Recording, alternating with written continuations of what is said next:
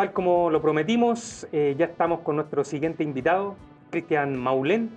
Él es fundador de Customer Trigger. Ahí vamos a interiorizarnos más qué hace Customer Trigger con la línea de los datos, que está muy interesante. Él también es speaker internacional y por supuesto también tiene su línea académica, donde es director de posgrado en todo lo que tiene que ver con la línea de datos. También nos va a explicar un poquito más. Así que agradecer, Cristian, muchas gracias por aceptar esta invitación a Espacios Vacíos, las oportunidades de tu vida, Gracias, Luis, como lo hemos llamado. Gracias, Luis, por hacerme parte, así que, y invitarme. Muchas gracias. Bueno, comencemos entonces porque tenemos poco tiempo y conversar contigo siempre es interesante. Cuéntanos sobre Customer Trigger. ¿Qué hace Customer Trigger y cómo nace este foco de trabajar con los datos? Sí. Que ya hace mucho tiempo. Bueno, ya tiene Customer Trigger 14 años. Estamos contentos con los cambios que hemos experimentado, como lo hablábamos también, la constante de evolucionar y adaptarnos, y hoy día estamos dedicados principalmente a proveer servicios de datos en infraestructura en nube. Estas cosas que a todos a pocos nos importan, pero a los que estamos metidos en los datos nos interesa cuando logramos migrar y ser 100% nube. Y hoy día en un gran desafío es ser una empresa agéntica, una Agentic Enterprise. Así que estamos bastante entusiasmados trabajando en casi 14 sectores industriales hoy día, principalmente desplegados en dermocosmética, retail, servicios financieros, seguros y FP. Ahí es donde nos movemos. Y contamos con un gran equipo que nos está ayudando ahí a lograr desafiar en dos modelos. Nosotros prestamos servicios como consultoría cuando las compañías no tienen esa capacidad y agilidad con los datos. Nosotros lo brindamos dentro de su infraestructura. Imagínate un banco, imagínate un FP que no van a sacar los datos. Y lo hacemos dentro de esos desarrollos. Y existe otro modelo, que hay compañías de mediano tamaño en que prefieren externalizar, o empresas grandes también, en dermocosmética hay muchas que dicen, este no es mi core, mi core es la logística, que los productos estén disponibles, y por tanto externalizan esos servicios, y nosotros tomamos ahí desde la infraestructura, la provisión de licenciamiento y toda la capa de consultoría y servicios para que estas compañías puedan conocer en sí mejor a sus clientes, puedan detectar estas oportunidades que hoy día la inteligencia artificial nos hace ver mucho más rápido que antes, y también las capacidades de predicción. Eso hoy día es lo que principalmente hacemos. Cristian, y en ese sentido, ¿cuál es el problema hoy día que buscan resolver estas empresas con las que tú trabajas? Porque veo que son dos grandes líneas, todo lo que tiene que ver con, ¿no es cierto?, resguardar los datos, pero también con esta explotación, una analítica más predictiva, ¿no es cierto?, para conocer al cliente y generar mejor experiencia. ¿Qué problemas quieren resolver hoy día? Mira, ¿O les interesa hoy día resolver? Hay tres problemas. Tres siempre suena bien, ¿te has dado cuenta? ¿No? Claro. Parece relato, pero es casual que sean tres. El primero, te diría que el 51% de inacción con la inteligencia artificial. ¿Bien? Ustedes siempre hablan mucho de ello, todo el mundo habla de inteligencia artificial hoy día. Quien no está en la inteligencia artificial prácticamente tendría que reinventarse, replantearse, pero la característica está dada en que la usamos principalmente, Luis, para actividades productivas nuestras. Pero hoy día ese 51% de inacción, que te estoy diciendo que es el primer problema, ocurre en que no estamos usando la IA para facilitarle procesos al cliente final. Estamos en el back, pero no en el front. Exacto. Entonces, esa inacción hoy día nos toca con mucho C-Level, conversar principalmente con CTO, con CDO y con CMO, donde es cómo voy a ocupar esta inteligencia artificial para aumentar la productividad en escala, si pudiéramos llamar, ¿bien? Así. En diferentes ámbitos. Por ejemplo, para un CTO, cómo va a explotar mejor esa tecnología. Para un CDO, cómo va a hacer que los datos viajen más rápido, por ejemplo, y estén desplegados en forma segura. Y para un CMO, que yo creo que es el más relegado hoy día, lo lamento por cada uno de ellos, cada vez están más fuera de directorios, por ejemplo, pero cómo esta IA va a generar impacto en resultados, por ejemplo. Ahí hay un primer tema. Y los otros dos te los diría que son bien pragmáticos, que tienen que ver con la falta de una estrategia ofensiva de datos. ¿Bien? Hoy día solo el 24% de las compañías en Latinoamérica tienen una estrategia ofensiva, Luis. ¿Eso qué significa? Existe un espacio gigante para todos nosotros, que significa cómo vamos a ocupar los datos para monetizarlos, para crear valor. porque el otro 76% lo que pasa es que se defienden con los datos, ¿bien? Claro. Y el último punto, el último tema que estamos ayudando a resolver tiene que ver con el riesgo de cumplimiento, ¿bien? Legal, el riesgo sobre protección de datos. Hoy día solo un 30% de las organizaciones conoce, y los C-Level más que las organizaciones, conocen sobre las normas de protección de datos. Y hay una ley que el 1 de diciembre, es decir, estamos a la fecha de grabación hoy día, 9 meses, 10 días, de que sea aprobado y entre en vigencia. Y esa falta finalmente requiere hoy día un escudo de cumplimiento legal. ¿Ya? Y eso las compañías hoy día no están preparadas. Si el 70% de las compañías no conoce sobre las nuevas normativas de protección de datos, imagínate el espacio que hay ahí. Cuando coloquemos un ejemplo bien concreto, yo no tengo consentimiento para ciertos tratamientos de inteligencia, ¿ya?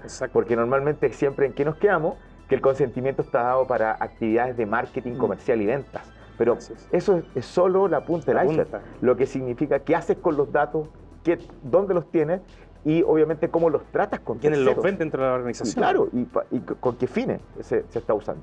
Entonces, esas tres cosas hoy día yo estoy más allá también de solo lo que hacemos en Customer Trigger, parte de nuestra actividad, salir de esta falta de estrategia ofensiva, de la inacción en la IA, y en tercer lugar, un tema súper desafiante esto de lo que significa usar la IA para fines que los clientes les sean más fáciles las cosas para el uso de los servicios de las compañías. Cristian, y en esta visión transversal que tú tienes de varias industrias, ¿cuál es tu diagnóstico de por qué hoy día estos grandes roles tomadores de decisiones tienen esta visión de no saber hacia dónde va? ¿Hay un tema de que lo desconocen, hay despreocupación, o realmente no hay alguien que los guíe para decir, mira, este es el camino a seguir? Porque realmente hay varias opciones para poder abordar esto, no hay quizá una que es la más adecuada, sino va a depender de cada industria, cada empresa. Pero, ¿cuál es tu diagnóstico de por qué no se avanza en ese aspecto? Porque normalmente lo tomamos, Luis, de una manera táctica y creemos que en lo táctico está en lo estratégico. Entonces volvemos un poco a los principios de todo lo que es la administración y que tanto hemos compartido por años.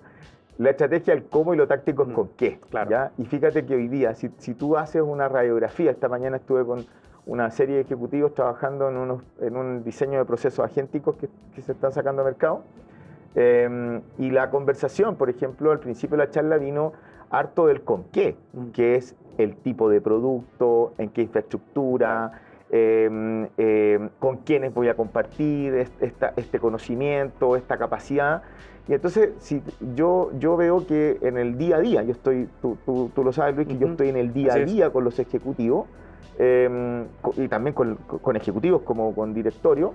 Lo que ocurre es que la conversación se centra en el con qué, ¿bien? Y yo te diría que volvemos a lo mismo que ha ocurrido cuando explotaron las redes sociales en el 2008, claro. y volvemos a repetir. Ahora sí, hay un cambio de paradigma y una cosa que no tenemos idea todavía de lo que va a seguir ocurriendo, pero lo que pasa es que no nos enfocamos en lo estratégico, ¿bien?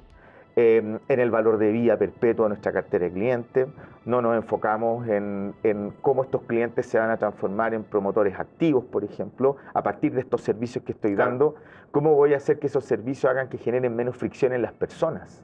Entonces, no saco nada con tener mejor tecnología y mejores IA si no estoy enfocado en el cómo eso va a crear valor en las personas y va a crear valor en mi organización. Entonces ahí se pierde, se diluye y se tienden estas conversaciones que normalmente tienden a ser un poquito mirándonos el ombligo y no centrando nuestros procesos en las personas. Yo creo que ahí es donde nos caemos. Y es una tendencia, desde 1929 las compañías tienden a enfocarse en sus procesos, a mirarse el ombligo, y yo creo que es inherente del ser humano, pues de los espacios vacíos, claro.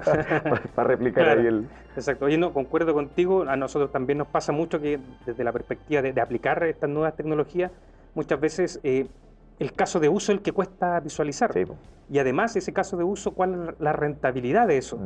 Porque hoy día yo veo al menos, no sé si comparte esa opinión, que estamos generando ciertos casos de uso, pero no sabemos cuánto nos va a retornar en el futuro. Sí.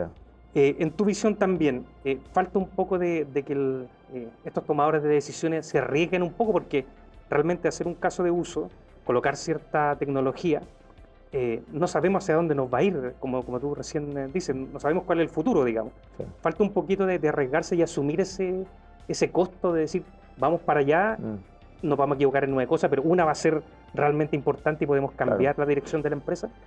Sí, bueno, y ahí me encanta el punto que tocas, Luis, porque es trascendental, que tiene que ver con ese caso de uso, pero tiene que ver con teoría de portafolio. ¿Ya? Otra actividad que volvemos al principio de la administración. Las compañías quieren hacer las cosas bien en un solo sentido y en forma lineal y secuencial. Ya vamos a hablar en general. ¿Ya?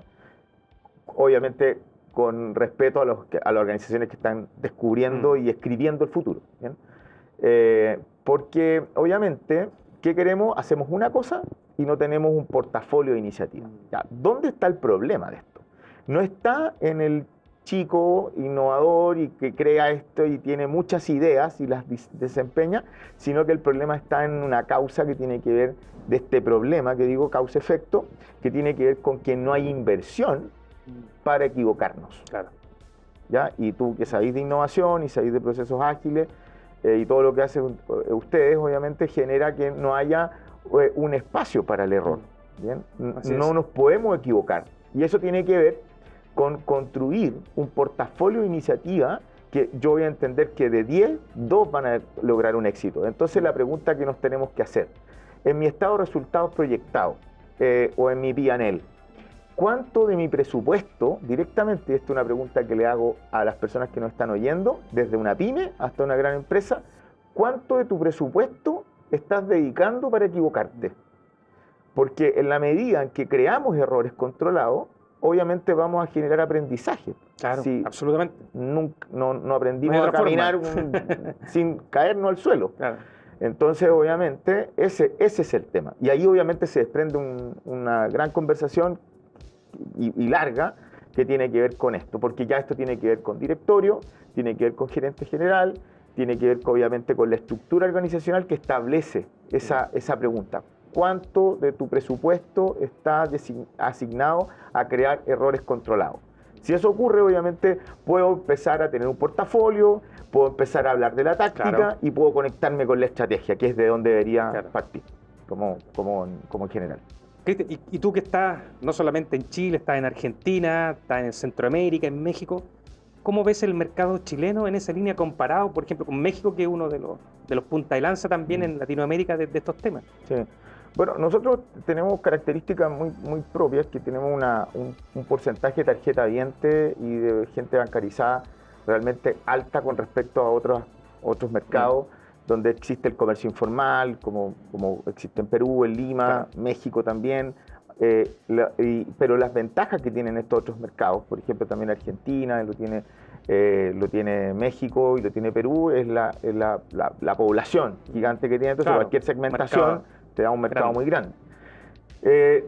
Yo veo al menos que nosotros tenemos ciertas ventajas, que necesitamos empezar a buscar un nivel de capitalización de ellas. ¿Bien? Yo creo que a nosotros a nivel económico, a nivel político, hemos tenido fuertes repercusiones. Toda Latinoamérica ha estado de alguna forma con algún estallido social. Esa no podríamos decir que es algo que solo nos afectó a nosotros, pero nosotros hoy día hemos ido abusando un poco de lo que estamos esperando como país, de lo que el Estado haga. Perfecto. ¿Ya? Yo creo que nosotros hoy día, esto es una opinión, una visión mía personal, los emprendedores y nosotros como empresarios tenemos que buscar la forma de no pedirle al Estado lo que yo tengo que hacer o solo buscando las alternativas de financiamiento ahí. Tenemos que abrirnos, tenemos que realmente actuar como la economía moderna que somos y ahí darnos cuenta que obviamente para otros mercados nos ven como unos grandes referentes de lo que nosotros hacemos. Y yo creo que a veces en Chile no nos hacemos cargo de entender que lo hacemos bastante bien. Pero nos equivocamos en elementos finales o no, por hablarlo así, en última milla, ¿ya? Me carga esa idiotez, pero la última milla del servicio. Y luego tengo lo que tiene que ver como impulso mi negocio, ¿ya? Entonces ahí viene, si te estáis financiando con puro flujo de caja, si te estáis buscando solo financiamiento en Corfo. Entonces yo creo que las particularidades de las inversiones por atrás, lo que va a inyectar mi negocio al crecimiento, y tiene que ver cómo apalanco mis inversiones no solo en activos fijos que tengan que ver con la plata que me está entrando, como roto el activo del conocimiento que está dentro de mi organización. Hoy día el boom de la IA que hace que despidamos el 50% de nuestras compañías, una Agentic Enterprise finalmente saca gente. Miremos las consultoras más grandes del mundo, cuánta gente han despedido estos días. Hoy día cualquiera puede ser una gran consultora con Notebook LM. Entonces, lo que empieza a ocurrir es que la forma en que yo inyecto capital, que le meto a mi negocio, capacidad, ya no solo va a tener que ver con el valor monetario accionario que estoy metiendo, sino que tiene que ver con la capacidad de rotación de activo intangible que hay dentro de la organización. Bueno, y ese es un gran tema donde a veces no nos estamos cuestionando con ello, porque estamos más preocupados de lo que me dice la GEMA, lo que me dice la IA, y volvemos a los aspectos cosméticos, pero no nos estamos dando cuenta de la forma en que mi negocio puede generar un nuevo vía de crecimiento. Yo digo ahí, un tema que estoy muy preocupado hoy día, de trabajar con jóvenes en la universidad, de trabajar con empresarios que están partiendo, de darnos cuenta que así como está haciéndonos cambiar la IA, las estructuras finalmente de pasivos y activos de las organizaciones están cambiando del mismo modo. Y eso nos cuesta verlo. Claro, porque va a ser mucho más difícil después adaptarse si es que nos mantenemos en el mismo statu quo, mientras todo lo otro va, si finalmente va cambiando. Está destinado a desaparecer si no ha sido una reestructuración de tu activo. Si eso es todo. Si lo que pasa es que hoy día lo blando pesa más que lo estructural. Claro. Si antes cuánto medíamos cuántos servidores teníamos. Así es. ¿Dónde estábamos replicados? Claro. ¿Te acuerdas? Claro. Yo no tengo en este ISP y lo tengo en este otro. Era un indicador de éxito importante. Claro, en su momento. Hoy día es relativo. Entonces compramos servicios a medida que demandamos. Entonces yo puedo crear escalamientos que antes no existían. Entonces, bueno, como lo plantea Ramón. Claro. Oye, Cristian, interesante. Ahora te quiero llevar un poco, tú eres experto en datos, de hecho hace poco, creo que fue el día de ayer, bajé tu libro que aparece en tu página web, ¿cierto? Bajé el libro, ya la estoy comenzando a leer, y te quiero llevar a ese mundo de los datos, porque generalmente, en mi experiencia, siempre cuando uno llega a las organizaciones para poder ayudarla, ¿no es cierto?, a transformarse, el tema de los datos es un elemento bien complejo, que no sabemos bien quién es el dueño de los datos, que si realmente es el dato que necesitamos, que el 30% de los datos es confiable, no que el 40%, que el 20%. Hoy día, ¿cómo están las empresas preparadas y cómo están utilizando ese dato? Porque al final del día, cuando yo tomo los datos, lo paso por cualquier tecnología, si ese dato es basura, igual me va a tirar basura, digamos, da lo mismo la tecnología que use, no es el tema. ¿Cómo ves tú hoy día que las empresas están trabajando en los datos y cuál es la deuda que tienen para mejorar? Mira, quiero partir respondiendo esta muy buena pregunta tuya sobre una verdad. ¿Ya? Hoy día el 93% de las personas está preocupada de que los datos que aportamos a las organizaciones, privadas o públicas, sean utilizados para otros fines. La segunda verdad es que las personas no se sienten cómodas con la cantidad de datos que tienen que aportar a la organización. Existe un 22% de comodidad, Luis. Entonces, quiero partir con estas dos realidades de las personas, porque las tres cosas que dije al principio tienen que ver con las empresas. Con la empresa. ¿Por qué parto con realidades del ciudadano? Porque desde esas dos verdades, lo único real que existe hoy día es que los datos son de las personas, son de los ciudadanos. Y ahí viene un cuarto problema, que la mayoría de los gerentes generales de empresas medianas y medianas pequeñas, me atrevería a decirte el 90%, creen que los datos que tienen en sus servidores, en sus servicios, son propiedad de ellos, de la empresa. Y eso es mentira. Lo que pasa es que ahora las normativas de protección de datos desde 2013 para adelante en todo el mundo han ido cambiando fuertemente, producto de lo que ocurre en el hemisferio norte del planeta, y hoy día tenemos una ley, ya lo había dicho, a 9 meses de que entre en vigencia, la fecha de la grabación de este momento. Entonces, ¿qué ocurre? Que esta capacidad de cumplimiento con respecto a los datos genera un gran espacio que tiene que ver con el respeto por la privacidad y en la privacidad de las personas, ¿ya? Ahora, de ahí se desprende otro elemento que tiene que ver con la calidad de los datos. Tú lo dijiste bien. Yo puedo generar servicios inteligentes en la medida en que los datos de entrada realmente aportan y son de calidad, ¿bien? Y ahí viene el gran tema que finalmente yo le establezco como una misión crítica. Es una misión clave de acción quirúrgica ir a mirar lo que pasa con los datos dentro de una organización, cómo son colectados, qué ciclo tienen, cómo atraviesan hasta que los destruimos, los anonimizamos, porque ya pierden el fin específico por el cual fueron concebidos y creados. Entonces, Claro. hoy día no son tiempos para almacenar y almacenar información. Almacenas y almacenas información, el siguiente, el siguiente banco, la siguiente retail, el siguiente FP en el matinal es esa compañía que siga Claro. acumulando datos que no tengan un fin específico del uso. Y lo más importante es, si yo te pido a ti, Luis, que me des tantos datos, ¿cómo yo genero un equilibrio que permita que eso crea un servicio de Claro. valor para ti? Y en Eso es lo que espero como cliente. cada ciudadano, cada cliente, cada individuo hoy día está tomando más conciencia, más nuestros hijos. Existe una generación, 55 años para arriba, yo fijo hoy día también, a los 55 años, que hay gente que asume que tiene que dar el root en la farmacia, Claro. porque si no, no le dan el medicamento. Exacto. Pero eso, en gente joven, no es así. Tienen más conciencia de él. Y ahí, yo creo que esta es una historia que se escribe y es un gran futuro el que vamos a estar viendo, cuando probablemente estas conversaciones que estamos creando ahora se van a tratar sobre la privacidad de las personas.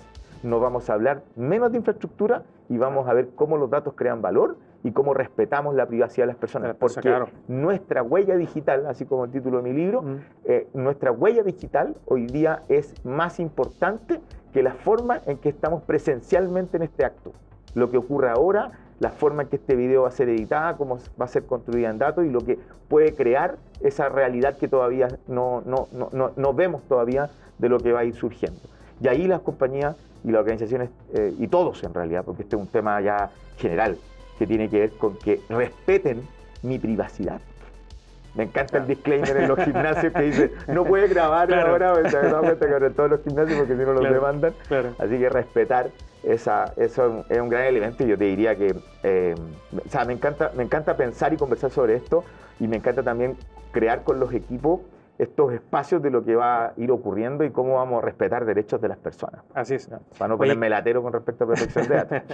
Oye, Cristian, se nos pasó volando estos minutos. Quiero agradecer Tú haces muy buenas preguntas, enormemente esta conversación. Como dije antes, siempre es interesante conversar contigo sobre estos temas. Y quisiera que le contaras a quienes nos están viendo y quienes nos están escuchando dónde te encuentras en tus redes sociales, pero sobre todo Huella Digital, que es tu nuevo libro, ¿no es cierto? Y que lo pueden descargar ahí, tengo entendido. Pero tú, por favor, para que le comentes. Bueno, pueden encontrarme fácilmente en cristianmaulen.com, ahí pueden llegar a mi perfil, y el libro Huella Digital también lo pueden encontrar ya estando dentro de mi perfil, lo pueden encontrar rápidamente. Se vende y llega, no puedo decir las marcas acá, pero llega vía correo a tu casa, vía logística, pero también hay una forma de descargarlo en PDF por si lo quieren adquirir. Y Customer Trigger, que se escribe Customer Trigger, o pongan Customer Trigger en Google y ahí automáticamente Gemini les va a ayudar a llegar a la mejor versión de nuestra compañía. Así que ahí pueden encontrarnos, Luis, y muchas gracias por este espacio y esta conversación. Gracias a ti por la conversación, por aceptar la invitación. Y bueno, nos encontramos la próxima semana en otro nuevo capítulo de Espacios Vacíos, las oportunidades de tu vida. Y no sabemos si Ramón estará o no, o a lo mejor yo me tomo este espacio, ahí lo vamos a conversar. Bueno, Cristian, muchas gracias. No, gracias a ti, compadre.